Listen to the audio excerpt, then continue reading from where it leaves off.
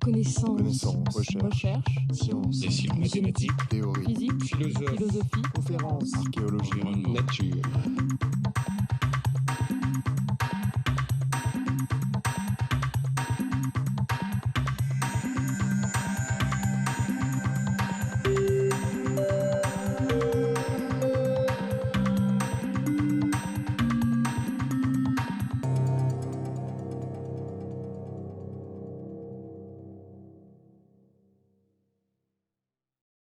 Alors, dernier cours aujourd'hui, qui va être consacré à Pina Bausch. Et tout de suite, je voudrais partir avec elle et avec vous en écoutant ce qu'elle dit sur ses premiers souvenirs, qui sont révélateurs d'un état d'esprit et d'une manière d'être devant le monde, surtout. Elle est interviewée par un journaliste, Jean-Marc Adolphe, et elle dit « J'éprouve une grande gêne à m'exprimer parce que je le fais tout simplement sur scène. Je me souviens, ma mère aimait beaucoup courir pieds nus dans la neige. J'ai toujours trouvé ça très beau. » Et voilà déjà, toute petite, elle est marquée par cette image, sa mère pieds nus dans la neige en train de courir. Et on retrouvera ça dans un de ses spectacles. Viens danser avec moi, qui se passe dans la neige avec des branchages noirs. C'est plus rigoureux même que dans son propre souvenir. Et les actrices, les danseuses vont danser pieds nus, quitte à marcher sur les branches mortes. Danser sur les branches mortes. Elle part tout de suite pour démarrer ses études. Elle part dans une école de danse, de théâtre, enfin une école polyvalente, entre les années 1955 et 1959. Elle est née en 1940. C'est une enfant de la guerre, en quelque sorte. Elle est née près de Cologne, mais elle ne parlera jamais de la guerre. Et ça sera, voilà. Et on essaiera de comprendre pourquoi. Ensuite, elle dirigera le théâtre de Wuppertal. Elle est née dans un village près de Cologne. À cette époque, dans cette école, tous les arts étaient sous un même toit. Peinture, graphisme, sculpture, photographie, tout ce que l'on comprend sous le nom d'art plastique, mais aussi les arts de la représentation, opéra, théâtre, pantomime, musique d'église. Cela jouait un grand rôle car la présence de textes, car la présence de toutes ces choses vous apprenait, vous influençait, vous étonnait vraiment. Tant de choses, tant d'idées étaient rassemblées. Et le fait de travailler ensemble, ça m'a beaucoup impressionné. Et voilà déjà tout ce qu'on a vu chez beaucoup d'autres créateurs, ce désir d'hybrider, de rapprocher les genres qui sont séparés. Vous êtes soit devant un cloisonnement, soit devant la rencontre et l'échange. Vous êtes soit pour la division du travail strict, soit vous êtes pour le mélange des activités. Et tous les grands créateurs qu'on a rencontrés sont pour le mélange des activités, pour la rencontre et les échanges. N'oublions pas que les muses étaient sœurs et qu'elles avaient une seule mère, Mnémosyne, c'est-à-dire la mémoire. Donc c'est bien, l'artiste doit avoir une excellente mémoire pour rapprocher les différents arts et arriver à créer des rapprochements inattendus. Elle se souvient aussi du café-restaurant de ses parents, qu'elle trouvait très beau. Et enfant, je reviens un peu en arrière, enfant, elle passait des heures à regarder les gens du café. Quelquefois, elle se cachait sous la table pour que ses parents l'oublient et ne l'envoient pas se coucher. Et elle regardait les gens, et je crois que toute sa vie, elle a passé à regarder les gens. C'est, dit-elle, un endroit où il y avait tant de gens, et il s'est passé toujours tant de choses étranges. Regarder les autres, c'est regarder l'étrangeté. Et elle dit, c'est un arrière-plan que je n'ai jamais voulu perdre. Parfois, j'étais triste, mais j'ignore pourquoi. C'était une impression. la nostalgie de quelque chose. Toute petite, elle était apeurée, timide, mais elle a cette nostalgie qui va la travailler toute la vie. Et elle dit, la timidité est un état d'âme nécessaire pour travailler avec moi. Elle cherchait des interprètes timides comme elle.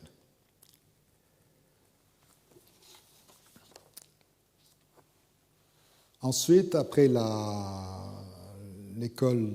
c'était l'école de Kurt Jooss, c'est-à-dire d'un danseur chorégraphe qui avait inventé le terme, enfin, qui avait été un des créateurs du terme Tanztheater, c'est-à-dire théâtre et danse, danse-théâtre, danse théâtralisée ou théâtre de danse, je ne sais pas comment traduire. Cet homme avait fait en 1932, juste avant la guerre, une pièce de danse à partir d'un livret qu'il avait écrit, comme si c'était un argument de danse, mais un livret dramatique qui annonçait la crise, qui parlait de la crise économique, qui parlait de l'approche de la guerre. Et les acteurs étaient soit des diplomates, soit des soldats, etc. Il n'y avait pas un mot, il n'y avait pas du théâtre parlé, hein, il n'y a pas un mot, mais il y avait un livret, et c'était déjà une première forme de théâtre-danse. Donc elle a déjà capté ce moment-là. Elle arrive à l'âge de 20 ans comme boursière de la Juilliard School de New York. Elle arrive en 60-61 et elle va passer 2 ans passionnants où elle va être repérée comme une danseuse extraordinaire aux États-Unis, où elle découvrira beaucoup d'artistes américains qui vont l'éveiller et qui vont lui montrer toute la danse contemporaine la plus en pointe. Ce qui est étonnant, c'est qu'elle ne parle pas anglais quand elle débarque à New York, et donc là aussi le regard va être très important. Étant exilée par la langue, son regard va s'exercer pour comprendre ce qu'on lui dit, ce qu'on lui veut, comment sont les autres. Elle est toujours dans cet étonnement du regard. Et puis, son maître, Kurt Jooss, celui qui dirigeait cette école, la rappelle en lui disant « Je vais fonder un ballet, une compagnie de danseurs à Essen. Viens me retrouver. » C'est un déchirement total, elle hésite, faut-il partir? Elle adore les États-Unis, elle se sent bien aux États-Unis. Elle a failli rester d'ailleurs. Et puis tout d'un coup, toujours cette fidélité qui va être au cœur de son travail, fidèle, elle revient voir son maître. Et elle rentre pour s'occuper de l'école et pour être danseuse dans sa compagnie. Elle fait des exercices avec les élèves où elle fait des premiers essais de chorégraphie et elle dit, c'est la timidité toujours, elle dit « J'avais une crainte épouvantable de copier quelqu'un ». Donc c'est par timidité qu'elle ne veut surtout pas se mettre à imiter quelqu'un. D'habitude, on imite, on est content d'imiter ou de se mettre dans la roue des grands créateurs. Non, tout de suite, elle commence à chercher un autre vocabulaire parce qu'elle voulait ne pas se servir du vocabulaire chorégraphique existant. Ce refus de l'imitation, on l'a vu, était au cœur de tous ces créateurs dont on a parlé. C'est le refus d'imitation. Et il se méfie de la copie de la réalité. Et on rappelle toujours cette fameuse phrase d'Apollinaire, quand l'homme a voulu imiter la marche, il a inventé la roue. Donc c'est-à-dire qu'évidemment, c'est en faisant un saut hors du réel qu'on invente vraiment quelque chose. Donc ce refus du conformisme, cette recherche authentique de soi-même, l'habitera tout au long de sa vie. Donc voilà, pourquoi prend-elle, elle, le mot de Tanztheater, théâtre-danse? Tout simplement par honnêteté, par timidité aussi, face au public. Elle annonce quelque chose, elle annonce la mort du ballet. On lui offre à Wuppertal en 1969 le ballet de Wuppertal. Eh bien, sa première action sera de tout faire pour faire disparaître le ballet. Alors pourquoi passe-t-elle du ballet au Tanztheater? Eh bien, parce que, si vous voulez, elle souhaite ne pas partir d'une forme préexistante. Elle dit que les formes préexistantes sont coupées par le temps de leur source originale et originelle. Elles sont coupées. Donc elles se sont sémantisées, elles se sont solidifiées. se sont ridées, elles se sont figées, et elles n'ont plus de sens par rapport à la vie. Et ce qui l'intéresse, elle, ce n'est pas comment quelqu'un bouge ou comment un balai doit bouger, mais ce qui l'intéresse, c'est pourquoi on se met en mouvement. Pourquoi on bouge? Qu'est-ce qui fait bouger les gens? Et à partir de là, elle va se dire, c'est en partant du mouvement né de l'intérieur de l'acteur, si l'acteur retrouve la vérité d'un mouvement qu'il invente lui-même, eh bien ce mouvement sera juste, ce mouvement sera vrai, il ne sera pas simplement un exécutant d'une sorte de chorégraphie solidifiée, figée, sclérosée. C'est ainsi qu'elle le comprend. Donc, je crois que c'est cela.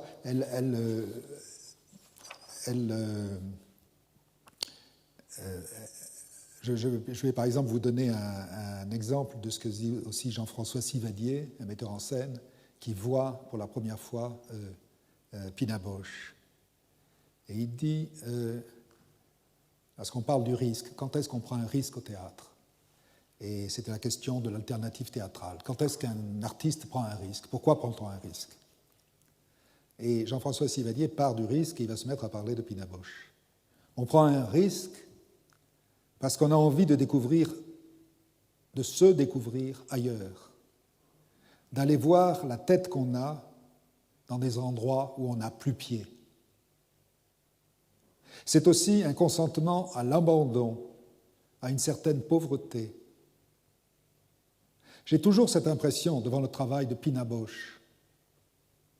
Des danseurs virtuoses arrivent sur le plateau pour jouer avec le public à ne plus rien savoir.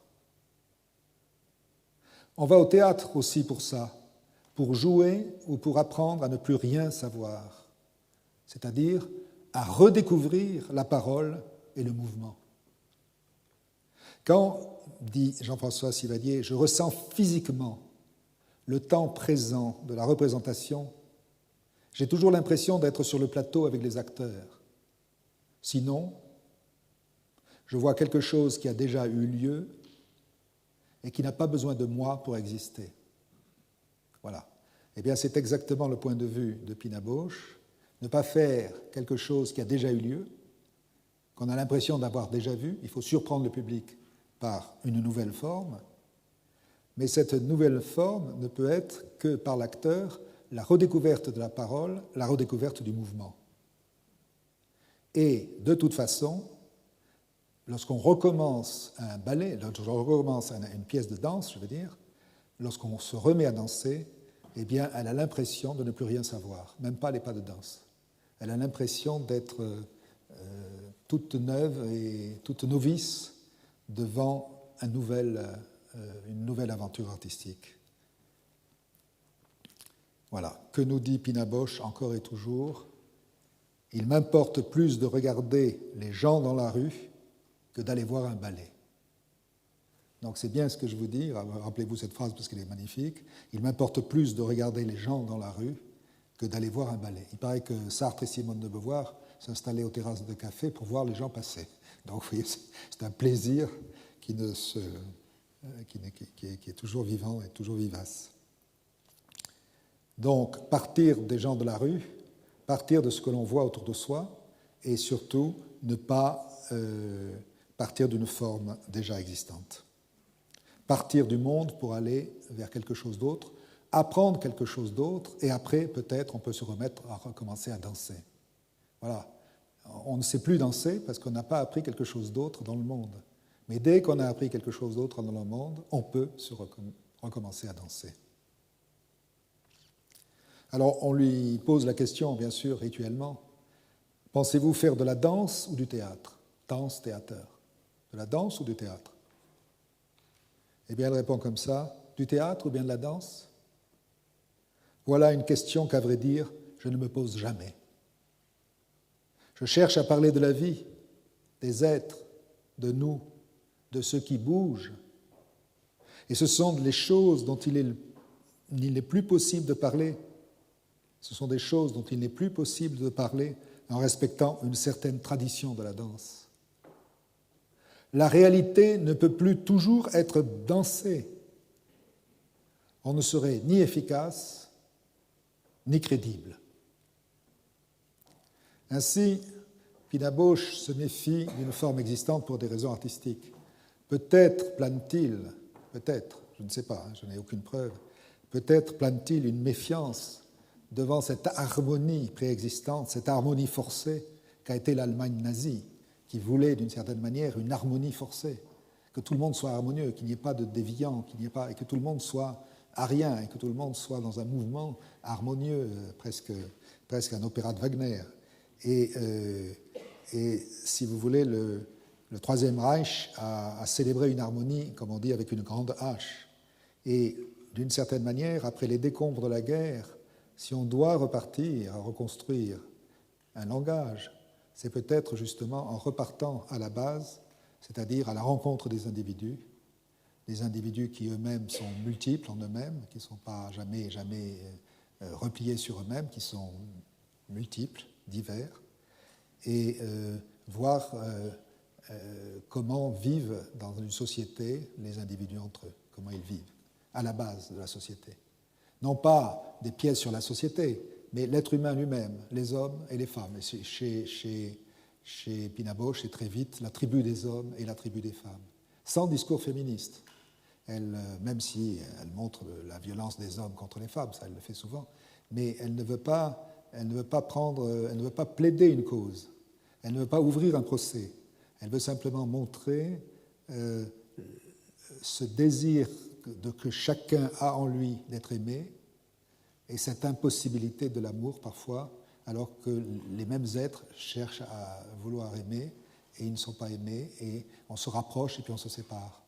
Et il y a ce mouvement inéluctable, semble-t-il, ou en tout cas très fréquent, et c'est ça au fond son projet. Regarder la guerre des sexes, si l'on veut, de plus près à la base, et peut-être que c'est là qu'est le ferment d'un fascisme, ou le ferment qui a pu permettre, au-delà des causes économiques, la montée du nazisme de manière si violente. C'était une société, justement, peut-être, où dans les familles mêmes, il y avait la guerre. Ainsi, ce que nous dit Pina Bausch et ce que nous dit Kafka, il faut lever le rideau et montrer la plaie. Il faut lever le rideau et montrer la plaie, c'est-à-dire essayer de montrer ce qui blesse les êtres lorsqu'ils sont dans une société figée, glacée. Et le rôle de l'art, c'est de casser la glace, de casser la pierre qui est en nous, de casser la fixité et donc de casser les formes qui sont elles-mêmes figées. Par exemple, son conseiller artistique a écrit un très beau livre que je vous recommande, qui est paru aux éditions de l'Arche, Raymond Hogg, c'est Histoire du théâtre dansé, c'est la compagnie de Pina Bausch. C'est très, très bien écrit, très passionnant, et ce n'est pas trop théorique, c'est très, très, très vivant à lire et très, très, très, très, très passionnant. Il dit parfois, après quelques répétitions, j'avais l'impression que la nouvelle production allait être tout à fait différente, optimiste, gaie, enjouée, parce qu'il voyait les danseurs et Pina Bausch rire beaucoup ensemble. Et elle lui répond, on ne peut jamais dire à l'avance comment les choses vont se développer. Dans d'autres pièces aussi, nous avons beaucoup ri et nous avons pris beaucoup de plaisir. Et pourtant, à la fin, quelque chose d'autre en est sorti.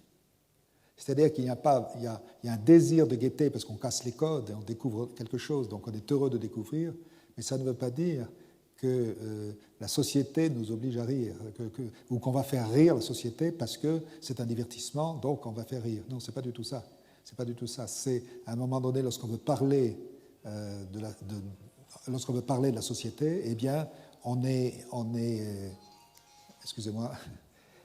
Lorsqu'on est entouré de problèmes sociaux, encore une fois, je ne parle pas de la politique, là, je parle des êtres humains entre eux, eh bien, c'est la situation que l'on connaît, que l'on voit, dont on va parler, et c'est elle qui dicte, d'une certaine manière, la forme. Pina Bausch ne fait pas la forme qu'elle veut, elle fait la forme qui correspond à l'expression qu'elle veut donner de ce qu'elle voit. Voilà. Donc, on n'est pas dans, là encore une fois, on n'est pas dans un divertissement, on est dans l'appréhension du réel, mais d'un réel déformé pour mieux raconter ce qui se passe sans imiter la réalité extérieure. Mais ce qui est sûr, c'est, Raymond a raison, c'est qu'au milieu de cette noirceur, il y a toujours de l'humour, un humour très, très vivifiant, qui rend d'ailleurs respirables les pièces, qui sont souvent violentes, mais qui leur permettent d'avoir une liberté, une insolence, une vérité, parce qu'on a envie de sourire et de rire. Voilà. Et je pense qu'on est toujours frappé par lorsqu'on voyait Pina Bausch, par l'élan de la troupe, qu'on sentait heureuse, même si on sait que c'était beaucoup de souffrance pour arriver au spectacle. C'était des répétitions sans fin, presque sans pause. C'était une obligation d'être tout le temps au travail. Ils étaient rivés au travail, vraiment. Et c'était une question de survie pour la compagnie aussi. Eh bien, on sentait une telle joie d'être ensemble et de pouvoir donner un spectacle qu'il y avait quelque chose, même si c'était horrible ce qu'on voyait, si on avait envie de crier sur certains moments du spectacle, il y avait cette joie de justement casser la glace d'une société gelée, casser la pierre qui est dans nos têtes.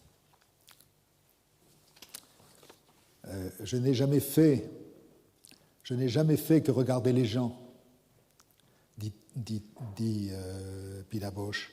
Je n'ai jamais fait que regarder les gens. Il suffit d'ouvrir les yeux, d'observer, mais c'est difficile. Les gens font dans la vie des choses bien plus incroyables que celles que je montre sur la scène, mais on ne voit rien. Moi, j'accumule les observations avec la patience d'un romancier qui prépare son roman. C'est la matière de mes spectacles. Ensuite, je choisis, j'élimine, il ne reste presque rien. Puis, cela se transforme. Voilà, le miracle, puis cela se transforme. Ça, c'est le travail des acteurs. Voilà.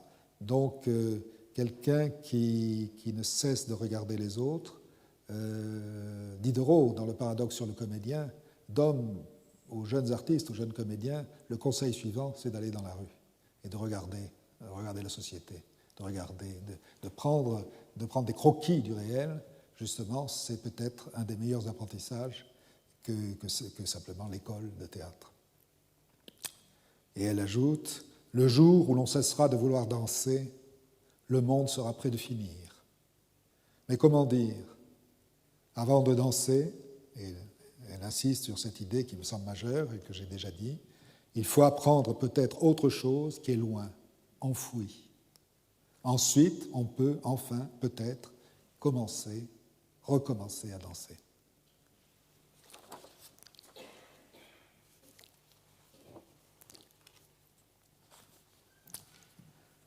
Donc, vous l'avez compris, Pina Bausch n'a qu'une idée, c'est de déverrouiller la danse. Auras-tu le courage d'être jusqu'au bout de la poésie qui te concerne? C'est Joe Bousquet qui disait ça. Auras-tu le courage d'être jusqu'au bout de la poésie qui te concerne? Lorsqu'elle arrive dans ce ballet de Wuppertal, eh bien, elle dit tout de suite, au théâtre, les espoirs du public et l'obligation de produire conduisent, ce qui est une erreur, à ne satisfaire que l'attente des spectateurs et à n'apporter aucun élément nouveau. Pouvons-nous nous permettre de tuer notre temps précieux en laissant aller aux manœuvres de diversion, en se laissant aller aux manœuvres de diversion d'une opérette, comme si tous nos problèmes étaient résolus pour autant?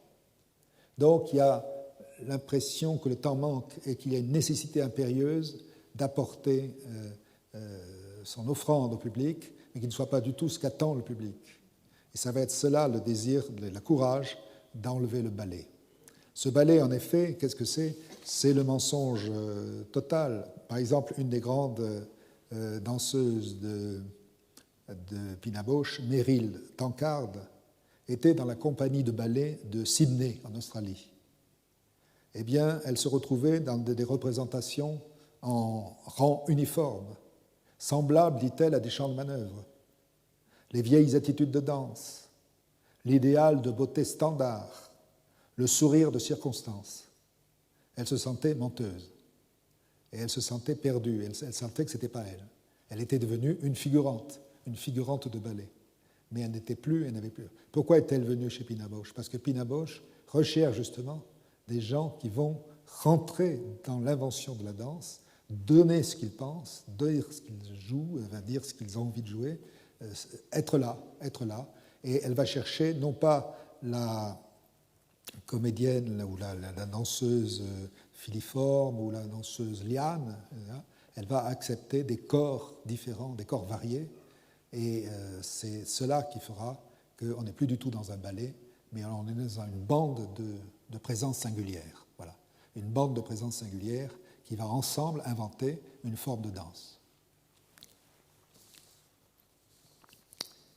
En gros, elle reprend la devise de Proudhon, qui était en latin « Destruam edificabo », je détruirai, mais j'édifierai. Je détruirai, j'édifierai. Donc, elle va détruire le ballet, mais détruire le ballet, ça n'a pas été rien. Hein. Elle a été menacée de mort plusieurs fois. La destruction du ballet était une atteinte dans une ville comme Wuppertal, qui était une ville un peu sinistre, industrielle et conformiste. On atteignait à quelque chose de l'ordre de la société. Vous savez que quand Jean Vilar a enlevé le rideau rouge, a enlevé la rampe lumineuse du premier au front de la Seine, et a été aussitôt traité de communiste pour ça. La disparition même du rideau était un affront au théâtre. Le théâtre, c'était un rideau rouge. Il y a comme ça des codes qui sont très prégnants et qui atteignent profondément les gens qui y tiennent. C'est pour eux, c'est comme ça le théâtre. Il faut un rideau rouge. Et là, il fallait un ballet. Voilà. Alors, évidemment, elle ne va pas simplement se moquer du ballet, d'une certaine manière, mais elle va aussi se moquer de toute forme oppressive d'art, comme par exemple la danse classique. Ils feront, eux, dans leur compagnie, beaucoup de danse classique pour s'entraîner. Donc, ils ne crachent pas non plus sur la danse classique. Mais ils ne veulent plus représenter la danse classique. Et lorsque le tutu apparaît dans les pièces de Pina Bausch, quand le tutu apparaît, c'est porté par un homme et pas par une femme, et c'est une parodie, bien sûr, de danse classique. En particulier, il y a un moment donné, dans Nelken, c'était les œillets, le sol plein d'œillets. Le danseur Dominique Merci enfile son tutu et il montre toutes les figures de la danse classique. Et qu'est-ce que vous voulez voir encore? Et il en montre encore et encore, toutes les poses, toutes les postures. Et il dit au public, ma mère voulait avoir une fille. Voilà. Donc, il refait encore des postures. Et jusqu'à ce qu'un policier vienne lui demander son passeport. Donc, le policier qui lui demande son passeport, ça, c'est très Pina Bausch. C'est-à-dire, où est la frontière? Où sont les frontières? Est-ce qu'il y a une frontière entre garçons et filles ou pas? Est-ce qu'entre hétérosexuels et homosexuels, est-ce qu'il y a une frontière ou pas? Est-ce qu'entre la danse classique et la danse moderne, il y a des frontières? Voilà. Est-ce qu'entre le théâtre et la danse, il y a des frontières ou pas? Voilà. Et c'est cette indécision des frontières qui la travaille et qui ont travaillé beaucoup des créateurs dont j'ai parlé.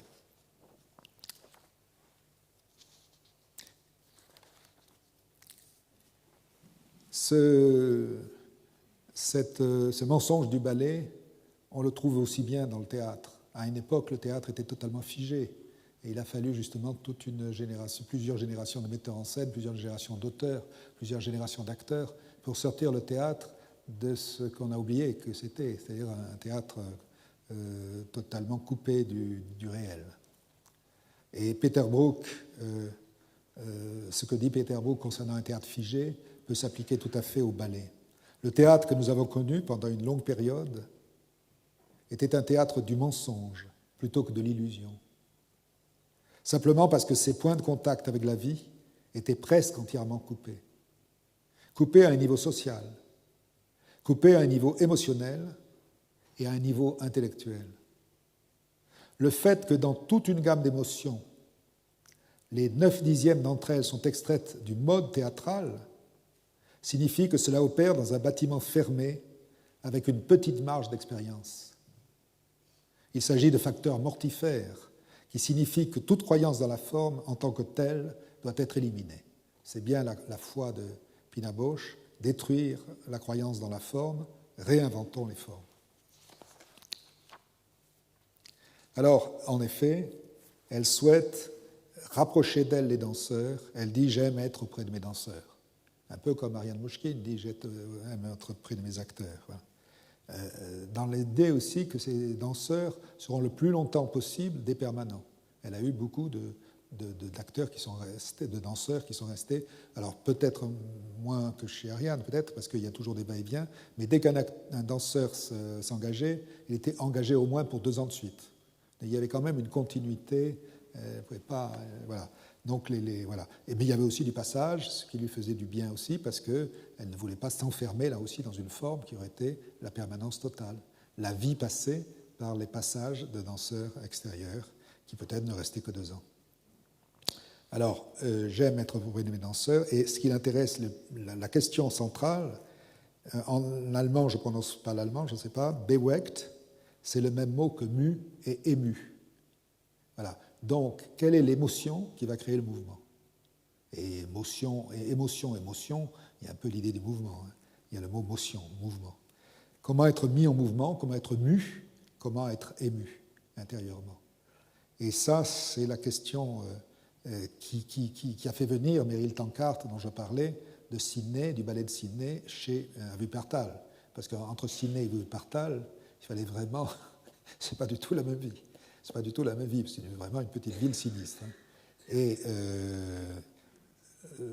Mais elle vient parce qu'il y a Pina Bausch et parce qu'enfin elle peut faire son métier en s'intégrant et en s'impliquant elle-même en profondeur. Et c'est ce que souhaite Pina Bausch. J'ai toujours tellement voulu que chacun soit individuellement présent dans la pièce, que l'on distingue quelque chose de son être, de sa manière, de sa qualité. D'ailleurs, très souvent, elle s'amuse à faire présenter les acteurs. Elle demande aux acteurs de se présenter au public, les acteurs danseurs, enfin, de se présenter. Et on sent qu'il y a une famille. Et il y avait au Théâtre de la Ville, lorsqu'on revenait plusieurs fois, on avait le plaisir de retrouver la famille qui allait se représenter et qui allait nous présenter une nouvelle expérience. Parce que ce n'était pas un spectacle qu'on allait voir, c'était une expérience de danse, une expérience de théâtre et de danse. Donc, on l'a compris, pas de corps épuré, pas de hiéroglyphes intemporels, pas de collants unis, si vous voulez, diversité des corps dansants, des corps profanes, pas du tout sacrés, des corps sujets soumis au vieillissement, qui acceptent le vieillissement. D'ailleurs, elle a fait un spectacle, Contact Off, elle l'avait fait avec sa troupe de maturité, mais aussi elle l'a proposé aussi bien à des adolescents, la même situation de rencontre, aussi bien des adolescents de 15, 14, 15, 16 ans, et aussi bien à des gens qui avaient dépassé 65 ans. Et c'est des spectacles différents. Donc elle s'est amusée aussi à varier le même spectacle avec des âges différents. Ça montre bien qu'elle cherche à bouger même ses propres spectacles en faisant des variations avec l'âge. Donc, différentes nationalités, différentes langues. Là, il y a quelque chose de commun avec Peter Brook, dont on aurait pu parler dans ce cours, bien sûr. Voilà, par exemple, pour vous donner un exemple très concret, Joanne Endicott arrive à un moment donné en maillot de bain, un maillot de bain bleu des années 50, et elle est un peu forte. Vous voyez. Elle arrive, elle s'assied et elle se met à parler au public. Donc là, vous avez une scène de théâtre, un monologue. Alors qu'est-ce qu'elle dit d'abord? Elle s'assied sur un tabouret, et qu'est-ce qu'elle dit d'abord? Elle dit « lumière, plus de lumière », et très méchamment. Et les techniciens, donc, rajoutent de la lumière sur elle, de manière qu'on la voit bien. Et à ce moment-là, Joanne Endicott montre son physique sous cette lumière. « Lorsque vous vous asseyez comme cela, dit-elle au public, est-ce que vos jambes ont l'air d'être grosses, laides et répugnantes? Vous êtes censé vous asseoir en serrant les genoux, mais elles s'écartent d'elles-mêmes. Lorsque vous portez un soutien-gorge, vos seins se tiennent bien et ils sont jolis. Mais si vous n'en portez pas, ils tombent. J'ai 5 doigts. Alors elle les compte. 1, 2, 3, 4, 5. Un poignet, 2 coudes, 2 épaules, un cou long, de longs cheveux. Je peux les porter relevés si je veux me sentir une femme du monde. Et je peux les porter dénoués si je veux me sentir moi-même. Je peux aussi me cacher sous mes cheveux. Mais je ne me cache pas sous mes cheveux, parce qu'en dessous, j'ai un visage avec 2 grands yeux pour voir, un nez pour sentir, une bouche, des dents, une langue, des lèvres pour m'embrasser, pour manger ce que je veux. Et pour parler, j'ai des bras, je peux les bouger, j'ai des mains, je peux serrer les poings si je le désire. Et j'ai des ongles, et si je veux, je peux, si je veux, je peux, si je veux, je peux. Mais je ne veux pas. Et puis après, elle parle de ses pieds, et là, elle fait des allusions à la danse classique, parce que les pointes, voilà, les pieds qui sont faits pour danser. Voilà. Donc, il y a de la provocation, mais il y a aussi l'affirmation du corps comme étant un corps vieillissant ou un corps trop gros, et elle joue avec son corps sans pudeur. Il y a une sorte d'impudicité, et je dirais que ce théâtre-là n'a pas de pudeur. Ce théâtre-là, justement, il est là pour parler des tabous, que l'on se cache, que l'on dit sous cape, que l'on se dit à soi-même, que l'on garde secret, en quelque sorte. Et là, elle dit tout haut, c'est ça le rôle du théâtre, c'est dire tout haut ce que les gens sentent, disent, ressentent, pensent, mais ne proclament pas. Et là, vous voyez, c'est une proclamation du corps qui l'a fait souffrir, mais elle ne le dit pas. Elle le dit pas. Donc, voilà, danse-théâtre, une forme ouverte, née sur la disparition du ballet, la disparition de l'uniformité et l'apparition de singuliers danseurs, qu'on peut appeler aussi des danse-acteurs, danseurs et acteurs. L'inverse n'aurait pas été possible. Elle n'aurait jamais pu prendre des acteurs et puis leur apprendre à danser. Ce n'est pas possible. Elle n'aurait jamais pu faire le mouvement inverse. C'est vraiment des acteurs qu'elle a choisis ayant la capacité de parler, bien sûr. Elle les choisit très sur ce point-là, voir s'ils ont la capacité d'échapper à la technique de la danse pour entrer dans celle du théâtre. Très souvent, d'ailleurs, vous l'avez remarqué, ils ont des micros-cravates ou ils ont des micros à fil, de manière à faciliter l'élocution, puisqu'ils n'ont pas une formation de comédiens, les comédiens sachant projeter leur voix au dernier rang. Heiner Müller, lui, fait une autre analyse en disant ce qu'elle fait, c'est de l'équilibre instable entre le théâtre d'un côté et le ballet de l'autre. Que le ballet n'a pas totalement disparu. Et c'est vrai que par moments, et on en avait un grand plaisir, par un moment, tous ces acteurs dansant pas tout à fait de la même manière, puisqu'ils sont différents, mais quand même forment parfois des figures de ballet. Et c'était toujours un plaisir à partager par toute la salle d'avoir enfin quelque chose qui se développait comme un ballet ou comme une revue, en tout cas. Peut-être plus proche de la revue du musical que du ballet proprement dit, mais enfin, voilà, les nuances là sont fragiles. Et de l'autre côté, le théâtre, c'est-à-dire le drame.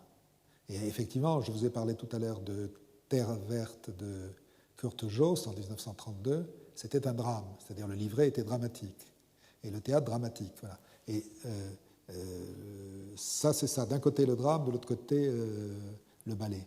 Eh bien, la danse, elle est finalement, voilà comment dit Heiner Müller, l'espace est menacé d'occupation par l'une ou l'autre grammaire, celle du ballet ou celle du drame. Mais la ligne de fuite de la danse défend cet espace contre les deux occupations. Le territoire est vierge.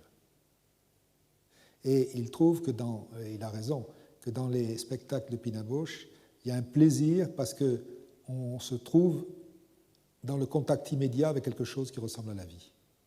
Dans la mesure où ça jaillit, bien sûr c'est très formel, c'est très formalisé, mais comme c'est jailli de l'initiative des comédiens qui ont trouvé les mouvements, retravaillés par Pina Bausch bien entendu, ce plaisir immédiat, ce contact immédiat avec la vie, c'était celui que Brecht enviait lorsqu'il pensait au théâtre élisabétain, Shakespeare et les autres. Et dans le théâtre élisabétain, on sent aussi quelque chose de la vie de l'époque, très fortement.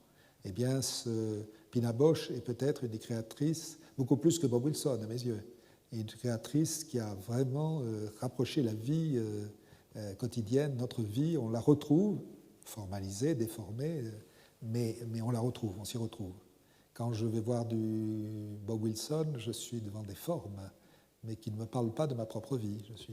Je peux être ravi, je peux être ennuyé, je ne sais pas, mais je suis incertain. Voilà. Je ne suis pas surpris par ce jet de vie qui sort de ce type de spectacle.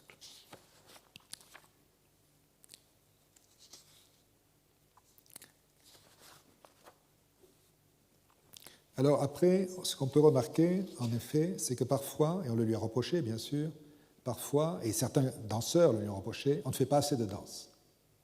Il n'y a pas assez de danse. Ils étaient venus, alors évidemment, elle écartait d'abord tous les danseurs qui venaient se placer pour montrer leur virtuosité technique et essayer d'avoir d'autres emplois. Cela, elle les écartait très vite, parce que justement, elle ne jouaient pas le jeu, c'était des gens qui avaient la forme en eux et qui essayaient de la remplacer, de montrer leur talent pour pouvoir retravailler. Non. Mais je ne vous parle pas de ça. Je vous parle de ceux qui auraient eu envie de danser davantage. Eh bien, la question, elle est importante, puisque elle-même, Pina Bausch, souffre de ne pas danser, puisqu'elle a abandonné, mis à part le Café Muller, qu'on verra tout à l'heure un petit peu, mis à part le Café Muller où elle danse parce que elle a perdu un ami qui, je crois, est musicien, et elle fait une sorte de tombeau de la mort de cet ami dans Café Muller, qui est un spectacle en effet très, très émouvant sur la mort, d'une certaine manière. Et elle danse, et c'est magnifique de voir Pina Bausch danser. Mais elle qui aimait tant la danse, elle qui avait été une danseuse étoile, en quelque sorte, aux États-Unis, elle ne danse plus. Pourquoi elle ne danse plus? Parce qu'il faut qu'à tout prix, qu'elle donne toute sa force pour inventer ses spectacles, et elle ne peut pas avoir un double métier. C'est pas possible. Donc elle va donner tout ce qu'elle aime de la danse, très généreusement, aux autres acteurs et danseurs pour créer ses chorégraphies. Voilà. Alors, c'est elle-même, d'une certaine manière, parfois, qui les empêche, entre guillemets, de danser. Pourquoi devrait-il danser précisément à cet instant? C'est la question. Est-ce qu'on est toujours obligé de danser? Parce que d'habitude, en danse, on imagine qu'une fois que c'est parti, c'est comme en musique, on ne s'arrête pas. On danse, on écoute les notes de musique toujours. Donc, dès que la danse est partie, on ne s'arrête pas de danser. Et c'est ça qui est tout à fait passionnant chez elle, c'est qu'elle fait une chorégraphie discontinue. Et il y a des moments, justement, si elle passe au théâtre, c'est pour ne pas continuer le mouvement de danse. Mais est-ce que ça veut dire qu'on abandonne quand même la danse? Ou est-ce que c'est une autre sorte de danse? Voilà la question. Pourquoi devrait-il danser précisément à cet instant? Si ce n'est pas nécessaire, si ce n'est pas naturel, pourquoi le faire? J'ai un immense respect pour la danse, et c'est sans doute pour cette raison que j'en use modérément. Je cherche simplement une forme pour exprimer ce que je sens. Et voilà que cette forme n'a plus aucun rapport avec la danse. Ou bien encore, la danse, elle est présente, mais pas directement montrée. Je veux dire que les mouvements sont tellement simples qu'on peut penser que ce n'est pas de la danse. Et pour moi, c'est l'inverse. Je pense que chez ces gens avec qui je travaille, il y a de la danse énormément, même quand ils ne bougent pas. Vous voyez, le paradoxe est magnifique, c'est-à-dire une sorte de danse intérieure. Une sorte de danse intérieure qui parfois apparaît comme une danse minimale. Par exemple, dans Un Rien, il y a une nouvelle expérience de danse, et Raymond Hogg la note, chacun pour soi, les yeux clos, avec de petits mouvements et de petits gestes encore très étranges et tâtonnants, pleins de prudence, des gestes qui semblent hermétiquement fermés au monde extérieur, qui restent très près du corps et font ressortir la danse comme possibilité. Les danseurs commencent petit à petit à prendre conscience d'eux-mêmes et de l'espace, à danser, non pas tournés vers l'extérieur, mais au contraire vers eux-mêmes et vers la perception qui permet de franchir la frontière entre corps et espace. Donc c'est un léger tremblement de danse, une danse minimale, comme il y a une peinture minimale. Et Et elle dit, c'est quand un danseur comprend qu'il y a autant d'énergie dans cette infradanse que dans les arabesques et des fouettés, qu'il peut entrer dans la forme de la danse, et qu'il a compris. Finalement, elle cherche ces danseurs qui ne veulent pas à tout prix se montrer danseurs, en gros c'est ça, mais qui réinventent une danse pour eux, en eux, à la limite, chacun pour soi, peu importe, mais il y a des moments comme ça de repliement de la danse sur elle-même, à l'intérieur des corps. Voilà. Donc rappelez-vous cette phrase, j'ai un immense respect pour la danse, et c'est sans doute pour cette raison que j'en use modérément. Alors c'est curieux que Pina Bausch, on dise c'est une modérée de la danse, alors qu'on n'a jamais vu autant passionné, mais justement, elle est passionnante justement parce qu'encore une fois, elle ne fait pas une école de danse, elle veut simplement trouver une forme qui évolue et qui, parfois, ne doit pas trop montrer de danse, puisque c'est inutile. Donc, vous le voyez, Pina Bausch échappe aux lois du genre. Hein. Elle manipule plusieurs formes, comme la revue, le musical, l'opérette. On a vu qu'elle ne voulait pas faire de l'opérette, mais ça ne veut pas dire qu'elle ne la cite pas. Elle cite la revue, le musical. Elle cite...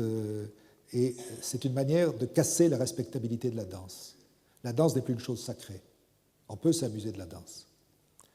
Elle déconnecte musique et mouvement dans cette chorégraphie discontinue. Elle libère la danse de son étroite définition, suite de mouvements liés les uns aux autres. Elle concrétise l'abstraction de la danse, en restant à l'affût, non de la manière dont les gens bougent, mais de ce qui les fait bouger.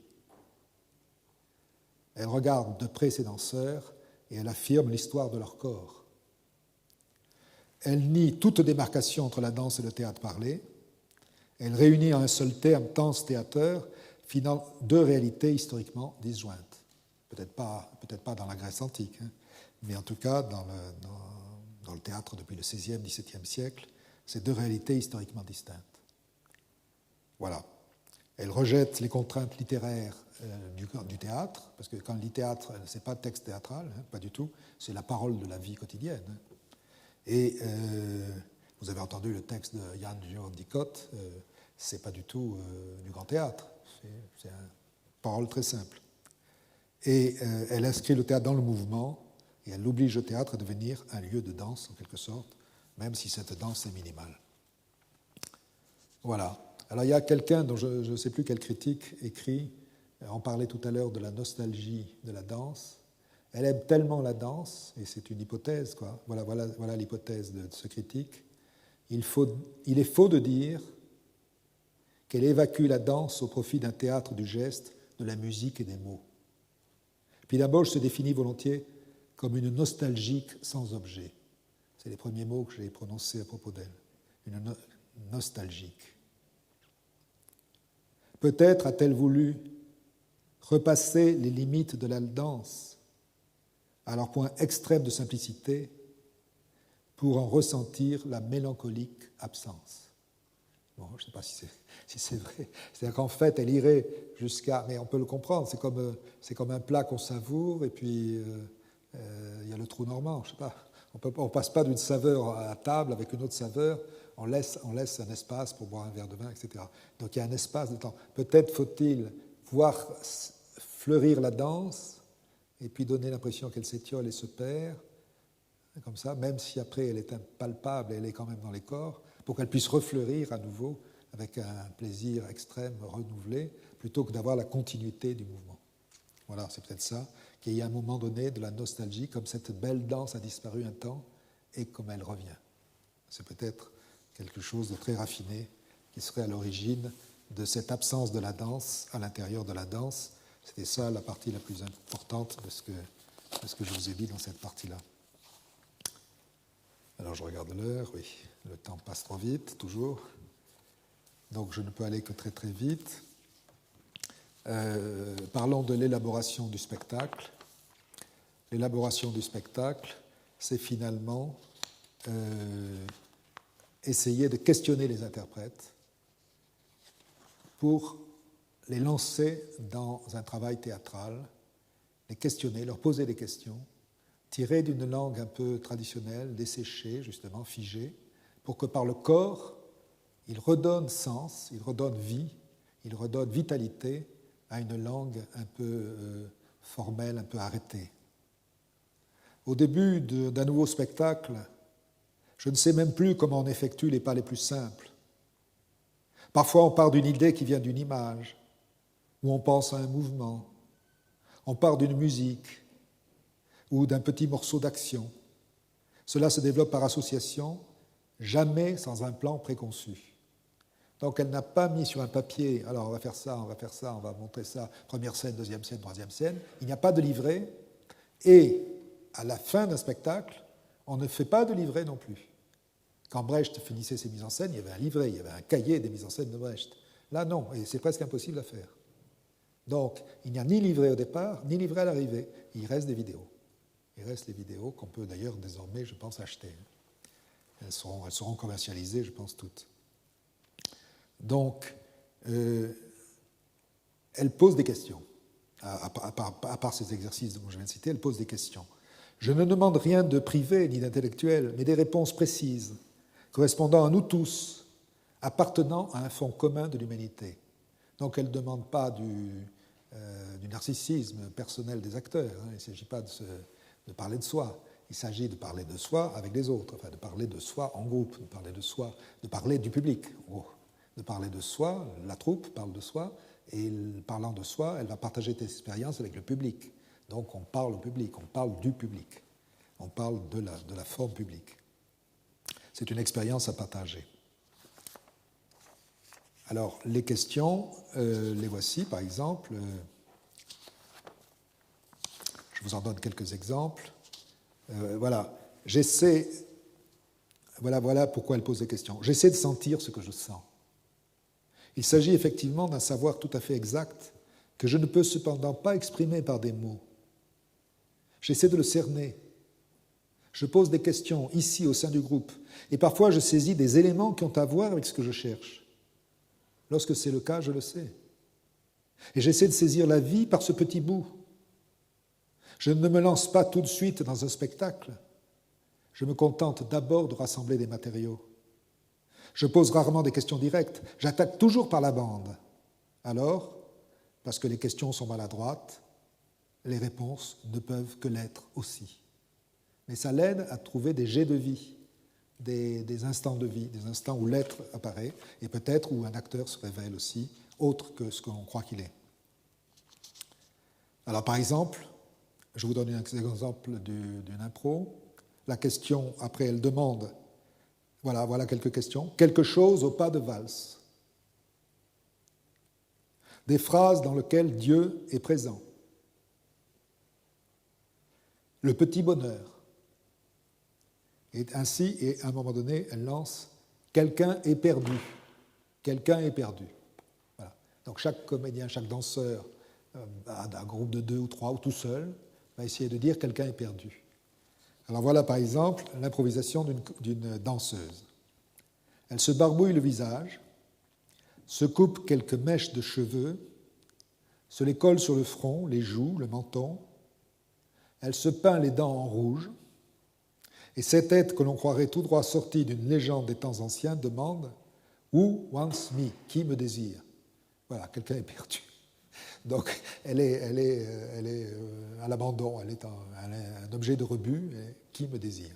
Donc, elle a tout fait pour se rendre indésirable, elle s'est perdue elle-même, et qui me désire ?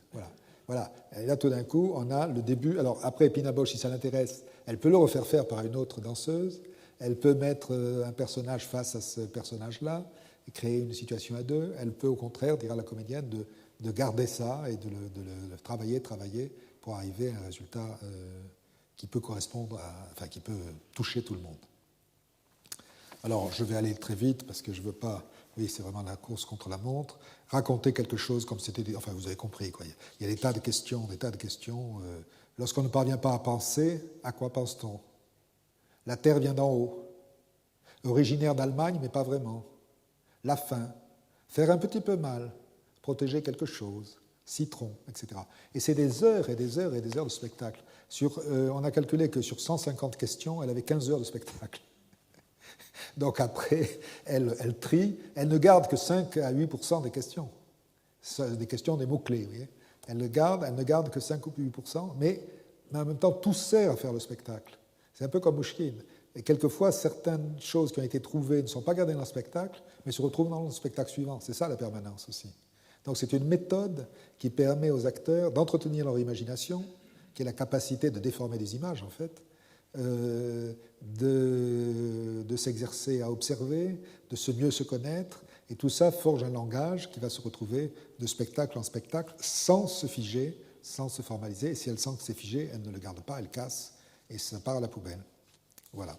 Mais chaque fois qu'elle donne un mot-clé, elle se méfie et elle dit « Ah, ça pourrait être ça, ou ça, ou ça, ou ça ». Elle montre bien 5 ou 6 significations du mot-clé, de manière que ça ne se fige pas dans un seul sens du mot. Vous voyez ? Donc elle ouvre elle-même des pistes pour que les acteurs soient les plus divers possibles. Alors, y a-t-il improvisation, comme chez Ariane Mouchkine ? Oui et non, oui et non. Mais elle dit, on lui pose la question, à la différence des chorégraphes qui demandent aux danseurs d'interpréter leurs pas, vous vous nourrissez de leurs improvisations. Elle répond, il ne s'agit pas d'improvisation. Parfois, je trouve l'idée d'un mouvement et je leur demande de l'exécuter. D'autres fois, je leur suggère des essais sur le thème de la pluie, sur la façon d'utiliser les pieds. Je préfère qu'ils inventent leurs gestes. C'est important pour eux et souvent plus original.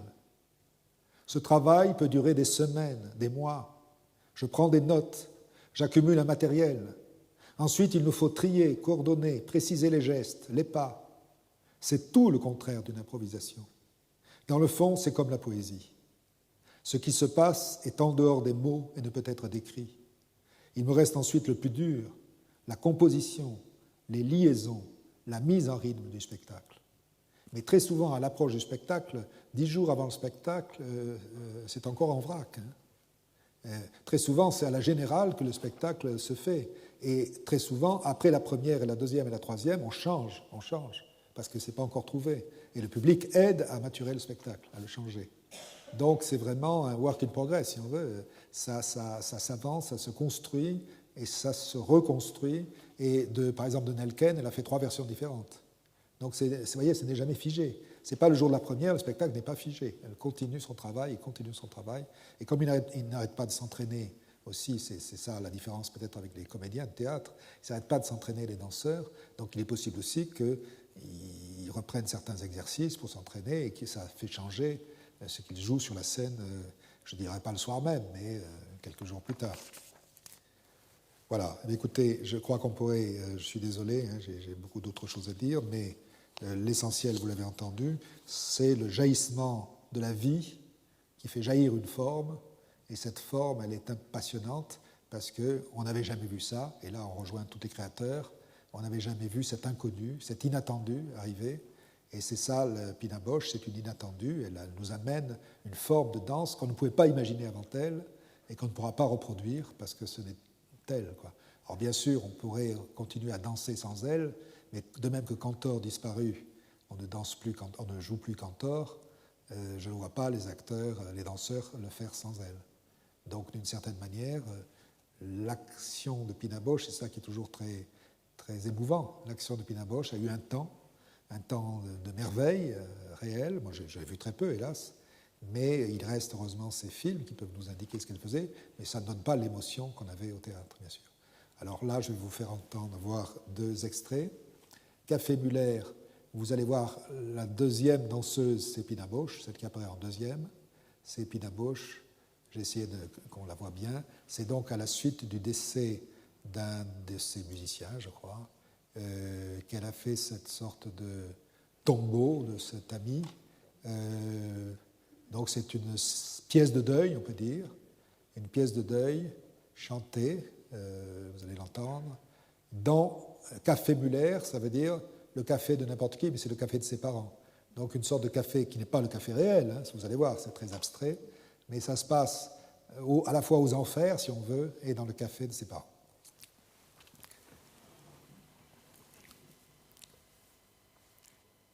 Voilà. Et très émouvant de la revoir. Et d'autant plus émouvant aussi qu'après, elle a changé totalement de style, après cette période-là, parce que celui qui enlève les chaises, c'est son grand ami et c'est le décorateur de ses premiers spectacles. et il meurt pratiquement l'année d'après. Et donc, à partir de là, elle va créer, elle va rentrer dans une crise, et à partir de là, 1980, c'est une année tournant, et elle va créer une pièce qui s'appelle 1980, une pièce de Pina Bausch. C'est-à-dire qu'à ce moment-là, elle va donner un autre style que celui-là à son théâtre.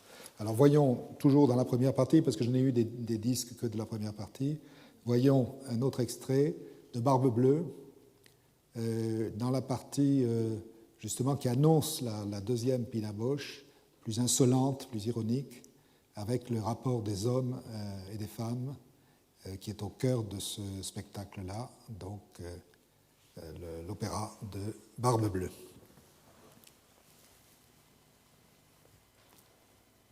Et à la fin, alors c'est émouvant, à la fin du dernier spectacle, donc personne ne pouvait savoir que c'était le dernier spectacle, les danseurs s'approchaient du public et disaient « Ne m'oubliez pas, ne m'oubliez pas ». C'est les derniers mots de Pina Bausch sur scène. C'est magnifique. Ne m'oubliez pas, ne m'oubliez pas. Et je crois que ce cours, finalement, n'avait de sens que de dire il y a des artistes qu'on ne peut pas oublier et qu'on n'oubliera pas. Je suis persuadé.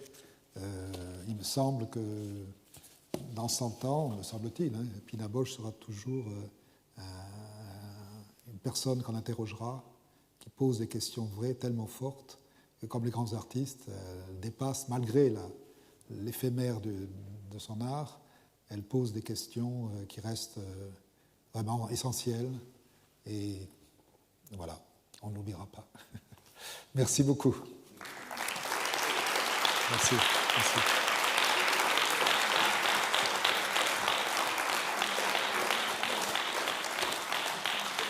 Merci.